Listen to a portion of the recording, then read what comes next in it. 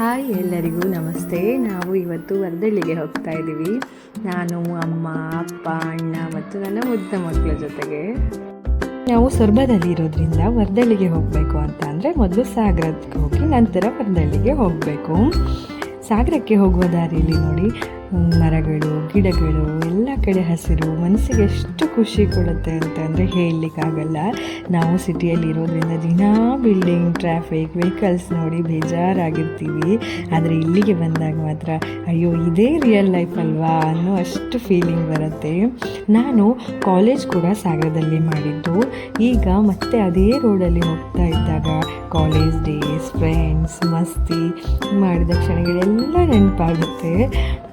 ಸಾಗರ ಅಂತ ಅಂದರೆ ನನಗೆ ಜಸ್ಟ್ ಊರಲ್ಲ, ತುಂಬ ನೆನಪುಗಳ ಜಾಗ. ಈಗ ಎಲ್ಲ ಆಲ್ಮೋಸ್ಟ್ ಚೇಂಜ್ ಆಗಿರ್ಬೋದು, ಆದರೆ ಆ ನೆನಪುಗಳು ಮಾತ್ರ ಹಾಗೇ ಉಳಿಯುತ್ತೆ. ಕಾಲೇಜ್ ಟೈಮಲ್ಲಿ ಲೆಕ್ಕವೇ ಇಲ್ಲದಷ್ಟು ಸಲ ವರ್ದಳ್ಳಿಗೆ ಹೋಗಿದ್ದೀವಿ, ಬೈಕಲ್ಲಿ, ಬಸ್ಸಲ್ಲಿ.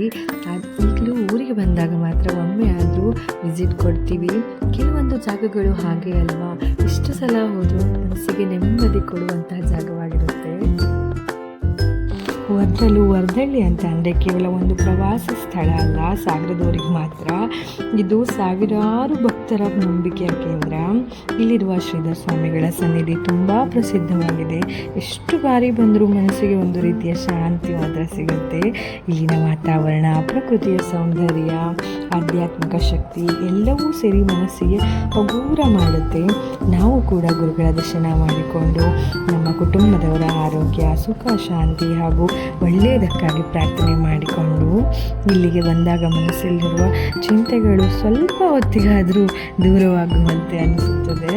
ವರ್ದಳ್ಳಿಯ ಈ ಪವಿತ್ರ ಸ್ಥಳಕ್ಕೆ ಬಂದರೆ ಭಕ್ತಿ ಮಾತ್ರ ಅಲ್ಲ, ಪ್ರಕೃತಿಯ ಸೌಂದರ್ಯ ಸವಿಬಹುದು. ಸುತ್ತಲೂ ಹಸಿರು ವಾತಾವರಣ, ಪಕ್ಷಿಯ ಚಿಲಿಪಿಲಿಯ ಶಬ್ದ, ತಂಪಾದ ಗಾಳಿ ಇವೆಲ್ಲವೂ ಸೇರಿ ಈ ಜಾಗ ಇನ್ನಷ್ಟು ವಿಶೇಷವಾಗಿ ಮಾಡಿದೆ.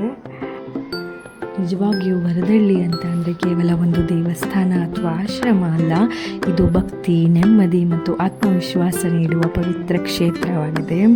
ಈಗ ನಂತರ ನಾವು ದರ್ಶನ ಮಾಡಿಕೊಂಡು ಊಟಕ್ಕೆ ಹೋದ್ವಿ. ನಮ್ಮ ಸ್ಮಯಗೆ ದೇವಸ್ಥಾನಗಳ ಊಟ ಅಂತ ಅಂದರೆ ತುಂಬಾ ಇಷ್ಟ.